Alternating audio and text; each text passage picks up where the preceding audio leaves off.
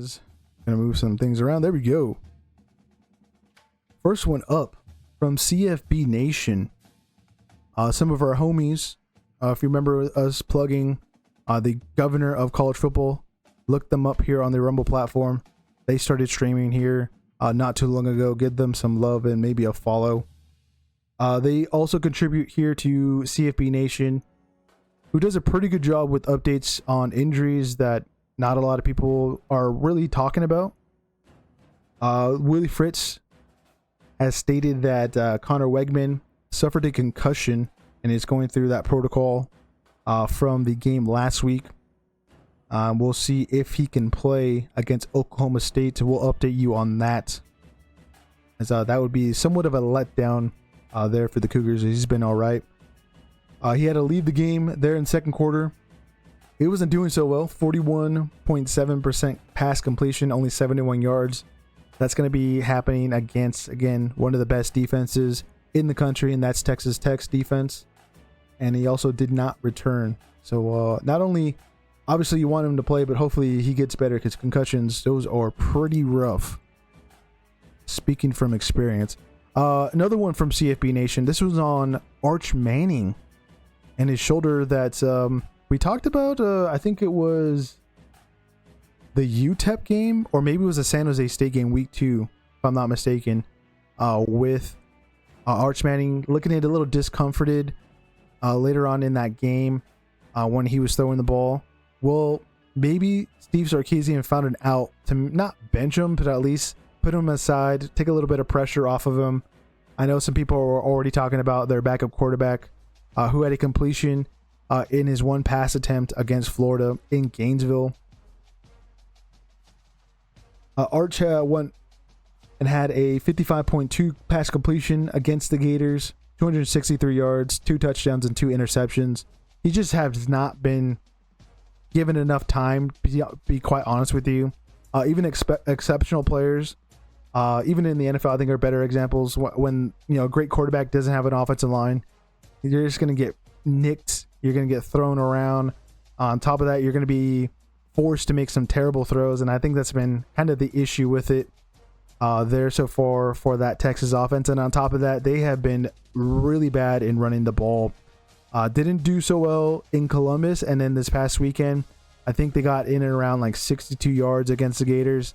Yeah, they got to be able to run the ball to allow that offense to really operate, and if they can't, like, you're just going to be forcing yourselves into a lot of third and long scenarios where, again, the offense is more set up for like third and short situations, especially if, Sark wants to elect to throw the ball in those situations again. So got to be able to throw, not just throw the ball well, but run it effectively. They're obviously taking on Oklahoma there in the Cotton Bowl this upcoming weekend. We'll see if things can be turned around for that offensive line. From Pete Nakas, some updating news on one of the top corners in the country, and that's Jeremiah McCoy.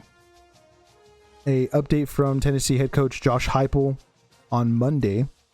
Continues to do great in his rehab, as he hasn't played a single snap this season, and it's kind of been disappointing, and why Texas's secondary has not been so good. He is just a big hole there in that defense that is not available, but did not offer up a timeline for his return. So still a little bit more time until we see McCoy. Even if he does eventually become healthy, he most likely won't be staying there in Knoxville for too long, as he's expected to be one of the top corners taken in the draft next year. As we keep moving with some more injury updates that we have been noticing around the country and have been seeing. Adam Rittenberg talking about quarterback Mark Gronkowski for Iowa appears to be back on the depth chart going into the week for the Hawkeyes.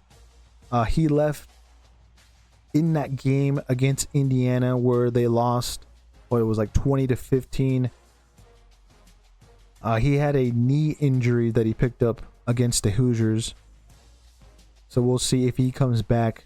As technically, I believe Gronowski is the winningest quarterback in Division I football, which is pretty nuts. Pretty nuts. Another one from Rittenberg. Indiana All Big Ten cornerback D'Angelo Pounds is expected to play this week against Oregon. So that's maybe a good back thing. We'll see if the Ducks exploit that. You know, not being at 100%, not having the rust knocked off, of having again an injury. That was updated from the head coach Kirk Tignetti. He was a late scratch before Iowa's game again last week against the Hawkeyes. Sorry, Indiana's game against Iowa. But yeah, Pons, he's been picking up some turnovers there for Indiana. To kind of be somewhat a big loss. He's kind of been a staple for that Hoosier defense since last season. Some other news, but in the coaching department, and another one from CFB Nation, Oregon State has fired special teams coordinator Jamie Christian. Yeah, the Beavers having a tough 2025, haven't won a game this season, so they're shaking it up there in the coordinator positions, as Christian had been with the Beavers since 2024, came in when Brett Bray was hired, and maybe his days are numbered there in Corvallis as well. Spent 4 seasons with Demechko prior to his hiring there again in Corvallis. So we'll see if maybe this changes things up for the Beavers going forward. One coming from another homie, that's Brendan Moore. Talk about some odds for some late season trophies.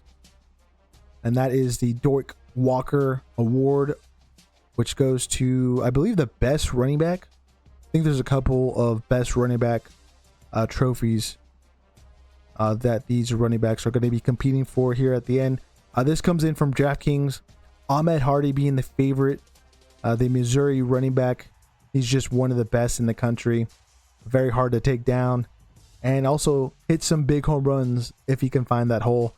Also a guy that hits big home runs against whoever he plays, and that's Justice Haynes. Just a big stud there. K'Wan Lacey is the third guy in the pecking order there. And then another thing to mention is that all of these guys are transfers for their programs that they're playing for now.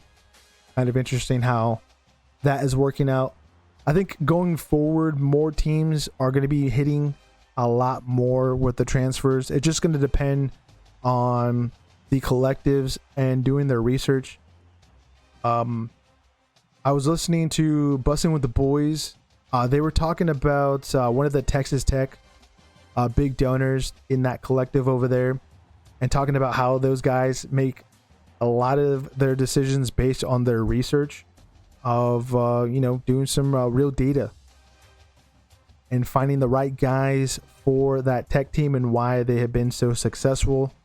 That might be a thing that teams maybe are not investing in, not just in the amount of money they're giving to the players, but the amount of money going into that research, maybe finding the right formula.